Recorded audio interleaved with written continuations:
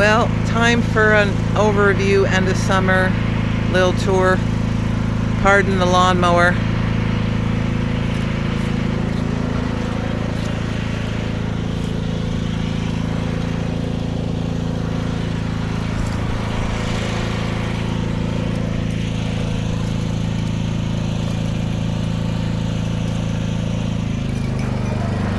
And look at that. Originally had that spot for parsnips and I think a couple of Swiss chard and an amaranth, but they just didn't grow. So there's the dill growing up though. I did sprinkle some dill in there. And beets, more beets. We just love the beets, and so we're just going to grow as many as possible. That's where the beets were originally, and that whole bed was full. And we've gotten most of them out and eaten them. Some of them are in the freezer. Big old dead dill. Wherever that stuff pops up, I let it grow. So yeah, we've got a few more beets to go. The end of the peas, they never last very long. And there's the green beans growing up on the trellis. One beautiful basil plant. I keep getting basil off of this. And it's wonderful. I loves it there.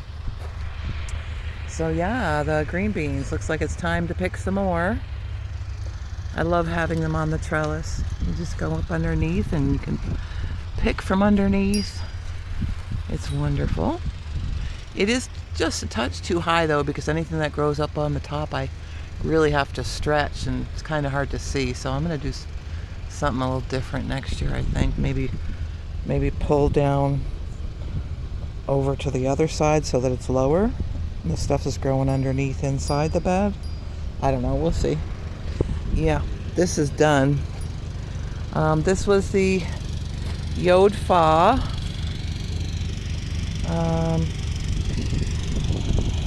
That was the Yod Fa, and it's still growing. If I had kept it, kept cutting it back, I'd still be getting fresh Yod Fa. Which I've got to tell you, it was very. Oh, I'm sorry, I'm getting you dizzy, I'm sure. It was very close to broccoli flavor, very close. So I was happy with that. Yeah, we've got a lot of powdery mildew going on here with the rutabagas. But we've still got rutabagas under there growing. A couple of them stunted, but we'll see. They might still eat and they might not. They might be woody, but we'll see. And of course, that was the rest of the peas again that I had that went too quick. I love fresh peas. Let's see. Yeah, there's more rutabaga under there. So. Yeah, this is a beautiful setup. I love the trellis setup. It's nice. And now, of course, you can see I have got mega tomatoes that are still to come. And yep, it's growing up underneath all the way over the top of that trellis. Cattle panel is what it is. And yes, they of course get the blight towards the end of the season. But look at the tomatoes in here. Look at that. We've got tons coming. And they don't seem to mind the cover too much. They get up and they hit it, but then they start to curve a little bit. So, yeah, tons of tomatoes coming. And so glad I pulled these out of the ground. This is the almond tree, and it's loving it in that bucket, strangely enough.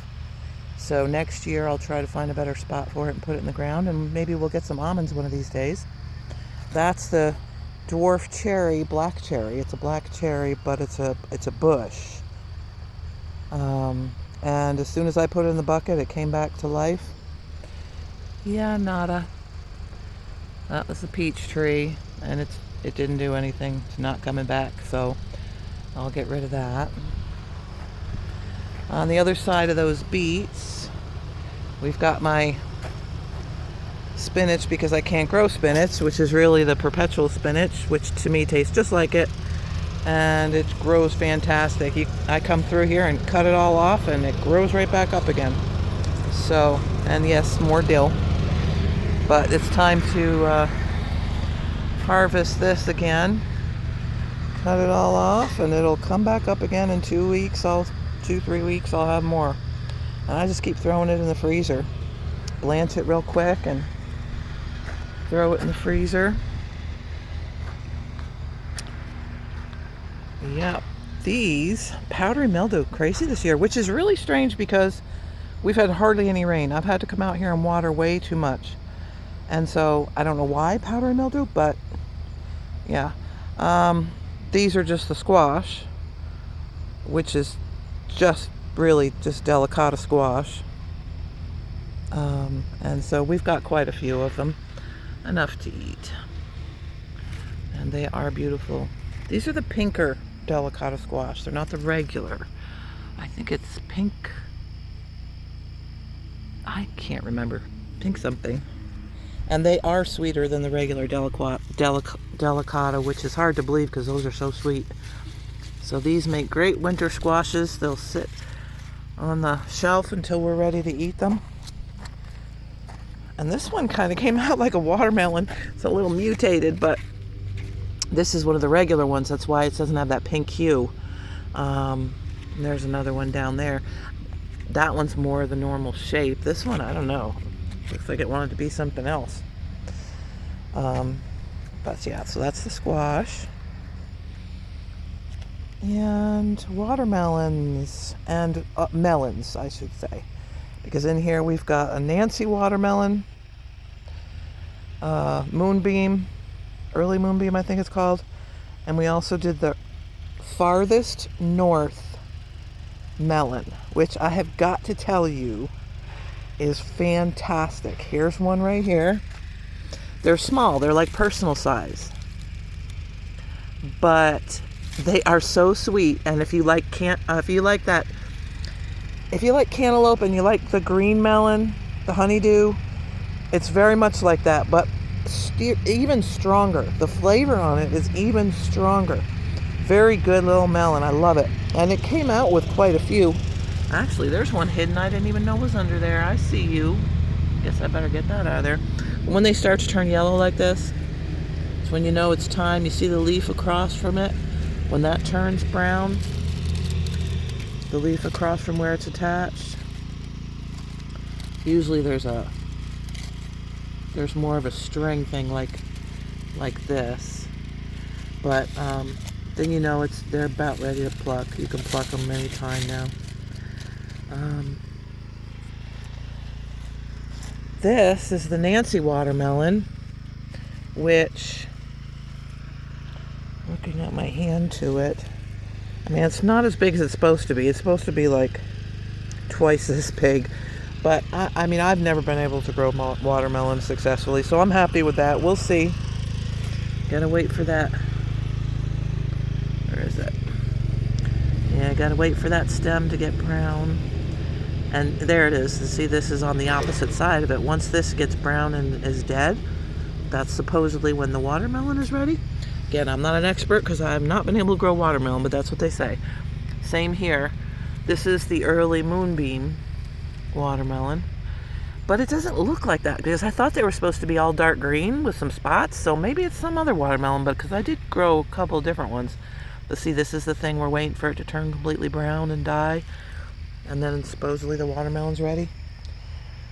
Yeah, I have no idea, but it's got little prickers all over it, and that's got to go. It came in from here and started spreading into here. Definitely got to get rid of that. There's another one of those. It's supposed to be a Nancy watermelon, but it didn't get very big. We had some challenges with the water here this year. And I tried to keep up with it, but I work all week. Oh, look at that. There's another. There's another. Look at that. Came right off. You smell it? Oh yeah. When you smell that tip where you just pulled it off, it smells so ripe. You know it's ripe. It's a little green on one side, but and it started to split at one point, but yeah, I got dirt under my nails. I dig in the dirt. I don't use gloves a lot of times. It's good for your soul. So let's put that and pick up on the way out. Alright, so you see how the cover worked? It worked pretty well. Just had to have a space under there, which is what I did. And it worked for them, but you know, a lot of it, that blight gets the blight. But I just came through and you saw I had the first real tomato harvest. We've been picking them here and there just to eat, but real harvest was on my counter. I just took that. Now, struggling with it like crazy this year is the peppers. I don't know if you saw my last year's video, but these pepper plants should be twice that big. Struggling. They did not like the heat at all. It's been so hot and dry. They just weren't producing any flowers. They're only just now starting to get flowers. I got one pepper here and there, but nothing to speak of, and that's disappointing because we eat a lot of peppers. But now we have some peppers. You know, we've got some peppers and we've got some flowers. So hopefully I'll have enough time left in the season to get some more peppers. Because we really eat a lot, and I like to chop them up and stick them in the freezer for winter. These are the red Corno de Toros. That's what, here's another one. When they ripen, they're beautiful. They're this deep ruby red, and they're really sweet. So I really love them. That's all these. Just to here. So I've got 1, 2, 3, 4 of those. And they're nice and big too. It's the other one I got was like bigger than this, another half that size. But like I said, they've been stunted. It's crazy, driving me crazy, because I was happy down here in Pennsylvania I could finally grow peppers well, because it's just warmer. And then now this year I got this heat that it was too warm. So now this one, sorry, I'm probably doing crazy things with the camera today. These 3 are just regular green peppers, you know, the wonder peppers, the bell peppers. And they're just starting to get some, because again, just every one of them, the flowers have been a challenge, but now we're starting to get them. Hopefully we've got enough time left in the season. This is the yellow banana pepper. Look how little that is. You know, they usually get yellow banana peppers about that long and nice and big around. I had a couple in the house that Josh cooked right up because we do like them. But see, now we've got some flowers, so we'll see. Not doing so good. This is the Notapino, because I'm a wuss and I can't take the jalapeno. And you know what? I will tell you something. These are not jalapeno, because there is a little bit of heat in them. Oh, there's a nice one. There is a little bit of heat in them. It's just enough that I can handle. It's just not. So it's not completely not spicy. This is the giant Marconi, which is another great red, sweet Italian pepper. When it gets ripe. It's usually, again, bigger than this, but it's been stunted. Giant Marconi, so I had 1, 2, 3, 4, 5 of those. And here we go, we've got some more growing. But I'm really not seeing a lot of flowers on these either. Well, maybe, I mean, we've got some. This is disappointing. It's really disappointing. I shouldn't be disappointed because I'm getting something, and that's good enough, right? But see, the one on the end.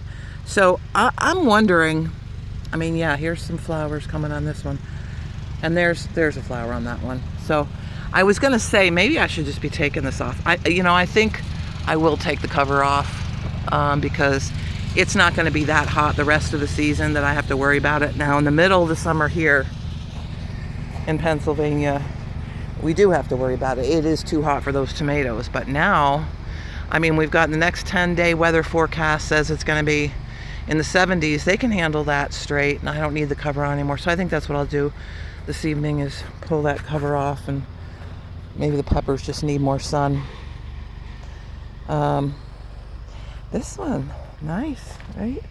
This one. So this is Putz of Gold. Pus to Gold. Pus to Gold. It's a new one I was trying because I really like the little muncher, the little red and orange muncher peppers, you know, that I can just munch and snack on. But honestly, these are a little bit bigger than muncher tomato, but muncher peppers. Look, that's a little bit bigger than the little muncher ones, but they're supposed to turn an orange. These have been yellow for quite a while. I don't know what that is. My goodness. But they're good size. If they're sweet, I don't care. I'll cut them up. They don't have to be mini size. Now here's a mini one I saw in the store, and I said, oh, I just got to get it. It's so cute. And it has produced a few peppers. And those are about the size, you know, I was thinking, you know, the muncher ones. But I don't like this plant. It's bugging me. I'm sure it's a hybrid. It hasn't gotten any bigger than this little mound. It's the strangest thing. I've never seen a pepper do that. That's the way it came in the pot, and that's the way it stayed. And yeah, I'm not going to do that again, but I was intrigued when I saw it in the store, so I grabbed it. The rest of these, see, this is another Putz of Gold, and now finally getting flowers. This one did horribly. I don't know what's in the soil right underneath of that one, but it didn't like it here at all. Yeah, you can see a little bit of pest damage, but not that much. This one's starting to get flowers, and it's already got some peppers on it. Those are the Putz of Gold, which hopefully are nice and sweet. Again, the tomatoes, lots of tomatoes, all the way up over my head. Well, that one didn't quite reach in the middle. The other one did, but this one didn't. Lots. Yeah, and I did 2 tomatoes because I ran out of room. I ran out of room on these, and I really hate throwing away tomato plants, so I did the string. And I will tell you that they don't seem to like it. I mean, look at the size of this one. It's the same tomato as that one. So, well, now this one over here, though, it did better. So maybe that was just a stunted plant. But this one's, you know, up further. It's almost as big as the other ones. So, and this is one of those strings where you can tie it up, and as it gets taller, like right now I have to wrap it around the string again, but it ran out of room, so you just unwrap it and it comes down and it just bows out. So you can still do it in one spot as long as you got the room for it to bow out, and just keep dropping the string down as it's growing. And I wanted to try it out. I saw some people use it and they love them, and that's all they use. So I thought, well, let me try it because I've got some spots I can do that. And I'm not unhappy with it. We'll see. I'm gonna drop it down and see what happens. Now these are Joshua's peppers. I always give him a box. These are Sorrentos. Or excuse me, what in the heck did I just call that? Serrano peppers. Serrano peppers. Little spicy ones. That's a weird tomato. It can stay. Maybe it'll come up next year. Serrano peppers. He likes a little bit of heat. He actually likes a lot of heat, but I don't get too many that have a lot. This one is another Serrano, and right next to it didn't like it. This one is fine and happy, and this one is not happy. So there might be something underneath in the soil. I'm not sure. There's another Serrano. It's not as prolific as I thought. I mean, there's a lot of them in there. You have to really look because they're the same darn color as the leaves. But once they start turning red, they stand right out. Let's skip that one for a minute. And this one has done really well. I got this at the store because I hadn't planted any, and I saw it and I said, well, he loves poblanos. So, I think another medium heat. He says barely any heat. I say medium heat. But it's been doing really well. I mean, he's already pulled off like 4 or 5 of these. And that's another one. So for one plant, that's pretty good, especially in this heat. The heat didn't seem to bother this one as much as now this thing. Look at the size of this tree. I mean, this is up to the middle of my chest. And look how healthy that thing looks. I don't know if you can see it with all the green in the background. Look how healthy and big. It's like a tree. And it's only now just starting to get the flowers. So this is the Datil. Look at the trunk on this thing. It looks like a tree. It looks like a bamboo. I don't know. But Datil, D-A-T-I-L, little round, orange, wrinkly, and it's supposed to be very, very hot. So we'll see. Yeah, stop looking at those tomatoes. All right, and so then we've got that monstrosity. Volunteer tomato. I don't do cherry tomatoes. I don't eat cherry tomatoes. I just like tomatoes for my sauce and everything else, or on a sandwich or whatever, but a couple of them have intrigued me, so I got them. Like last year I got one, I had a huge one, but it was all over the place and I could never get the cherry tomatoes off in time before they would split, and it was just a mess. So I said, I'm not doing it again. Well, one popped up there. So I said, okay, well, you want to survive on your own, right up through the gravel. I said, okay, we'll see what you can do. And it's now got a lot of cherry tomatoes on it. Lots. I don't know which one it is because I had 2 here. I had a Sweet 100, which I have a feeling this one might be. Yeah, I'm pretty sure this is the Sweet 100, because there was also an Isis cherry tomato, which is supposed to be very sweet, but got bigger than those little ones. So I think this is a Sweet 100. And they are good. If you can get them when they're not splitting all the time and eat them, they're very sweet. They're like candy. And look at this. Another one came up in like the last 2 weeks. I did not see that. I thought that was a branch off of the other one. Well, maybe it is. I don't know. Yeah, I guess it's a branch coming over from that one. No? No, it's not. It's another one. I don't know. These volunteer tomatoes are coming out all over the place. Look at the colors on that. Is that not beautiful? These are the Amish. All these, except for the first 3 over on that row, and then on the other side, Brooke wanted beefsteak tomatoes, so I gave her 6 over there. The rest of them are all the same kind. They're all the Roma Amish paste, and they're huge. If I'm going to grow any kind of Roma tomato or paste tomato, it's going to be this one. They get huge, so you really get the bang for your buck. Disappointment number 2. I can't grow carrots again. Last year I tried a new method. It sucked. So I got like 12 carrots. They were huge carrots. I mean, this big around and huge.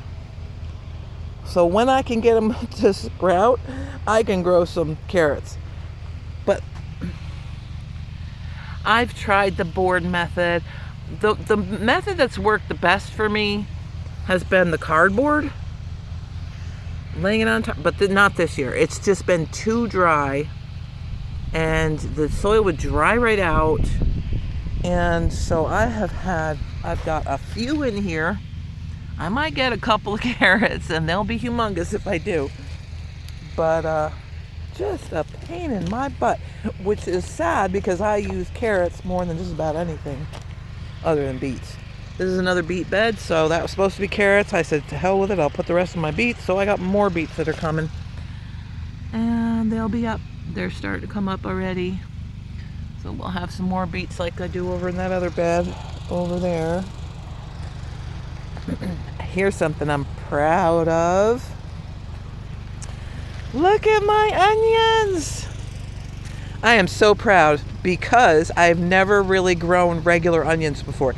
I've done the bunching onions, you know, the little spring green onions. Never tried to grow a regular onion before. Look at this.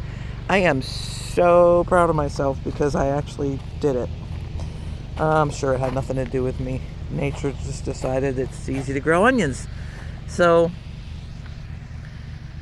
yeah, we've got some white ones and some yellow ones. Looks like the yellow like it a lot better, which is fine because I typically like yellow onions better. So yeah, I'm happy now. Now that I know I can grow onions,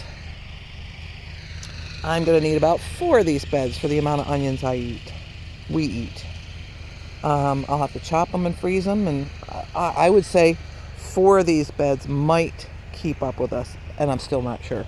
We eat a lot of onions. Look at that. This is the surprise treasure corner. So you know how that is with potatoes, regular potatoes, and with sweet potatoes. It's like a treasure hunt, and you never know what's under there until you pull them up. So it looks beautiful, looks healthy. I've kept it watered on a regular basis, like as much as I could, like with these. And I'm so tempted to stick my fingers down there and dig in the dirt just to see if I've got one that's a regular size. Last year they were all tiny. It was terrible. I know why. It was what I did. Hopefully we've got some sweet potatoes this year because I love sweet potatoes. Love, love, love sweet potatoes. So other than the last beds in the end, which maybe you remember, maybe you don't, I had the whole back row potatoes. So I've harvested twice. Each time, the first ones to die were these, which were the red Norland. So those I pulled first. Not very happy. I had a bed and a half of red Norland because I had six, no. 1, 2, 3, 4, I don't know, 4 different kinds of, 4 different kinds of potatoes. So red Norland to here. Not very happy with that yield, but they did die early. But I think they're an early potato. I don't know. Then I have this bed and this bed I just pulled, and honestly, it's in the house, but it was a yellow potato. Not Yukon Gold, because I've got Yukon Gold up there, I think, but not great. This one was the Kennebec, and yes, it's died, but no, I have not pulled them yet. I only know it's Kennebec because my label's still on it. I don't know what happened to my other labels. No, it's not pulled yet. So I'm waiting because, you know, you can wait. If you don't have a lot of bugs in your soil that are going to come eat it, or your soil doesn't stay sopping wet, soggy, you can leave them until you're ready. And I'm not ready yet.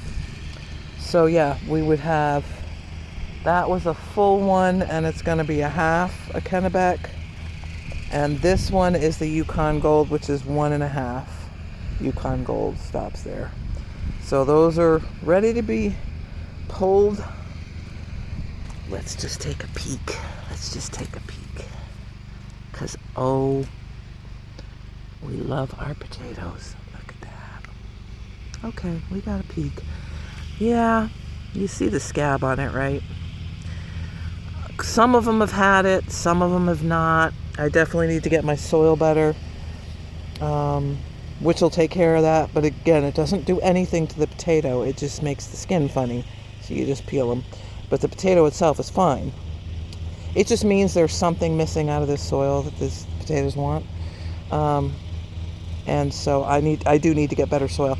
In the beginning, I had sand on the bottom, and then I had some mushroom compost, and then I had some leaves from the yard. So I have to build this soil up. But in the meantime, you can still grow potatoes in crappy soil. You just, you get that until you got the good soil. And I'll keep, I'll throw lots of nutrition in it to help build it up. But the main thing that's going to build it up, and I'll tell you, this is because I've done it, and I was shocked about it, is my leaves. So from the trees that I do have some leafy trees. The leaves, put it on in the fall when I'm done with the bed, run it through the lawnmower. I have a I have a small push lawnmower that has a bag on it, and I can chop up the leaves and throw the chopped up leaves on here. And if you do that every year, when I left Taberg, the soil there was phenomenal. And it's only from that chopped up leaves. I'm telling you, I did that that one time in Taberg when I had gotten my first load of leaf compost from our local waste management. Would pick up people's leaves and then they would compost it and then they'd sell it by the truckload or the bag. And I think it was like $15 for a darn small pickup truckload full. That's so cheap. So I got it to fill my beds, and I had two pepper plants that I was growing, and I ran out of the soil. I went to the store, and I wanted these on my porch. They were on my deck, and I just wanted to be able to go out and pluck peppers. So I got big pots, and I went to the store and I got the best organic soil in the bag that I could get. And I filled one, and the other one I only had a little bit left for the pot. So I went and grabbed my leaf mulch that I had just gotten in my beds. The leaf mold compost is what they call it. And I put that in the pot, and that pepper, same kind, right next to each other on the deck, grew twice as big and twice as many peppers as the other one. So I swear by it now. And ever since I started leaf composting in the fall, and the one in Taberg, the soil in there, the plants loved it. I don't care what plant you put in it, they loved it. So that's the winner. And I'll have to build up all my soils. These are all just, most of it is, especially with these, is mushroom compost. I can get that around here by the truckload. I can have them dump it, and it's like $100 for a big dump load, which is what I started all these beds with. And so, but from my understanding is the mushroom compost, you would think, oh, that's got to be rich. Well, it's not, because the mushrooms ate everything out of it, so it's pretty depleted, but it's a base to start with. Would you look at that? That is Brooke's beautiful sunflower. She wanted to grow them all along here, but some pest got most of them when they were little, except for a couple, and this is one of them, and it's just loving it here. I can't remember which one she said that was, but this one is beautiful too. This is the Autumn Beauty, I think it's called. But we're gonna have some sunflower seeds from that. Not that we can eat, they're too tiny. You have to get the mammoth sunflower if you want to eat the seeds. These are just too tiny, but she'll have some to plant next year just from that. And those are gorgeous. They really are pretty. So it looks like this is another one like the one next to it. Yeah, it's the same as that one, I think. Well, no, actually those petals are a little bit skinnier, aren't they? And that's a little bit lighter in the middle, so I don't know. She had like 4 to 6 different kinds of sunflowers. She wanted to try them all. So who knows which one it is. This one's pretty.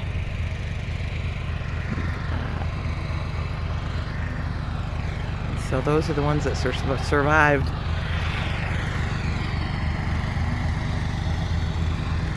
So it's starting to sprinkle.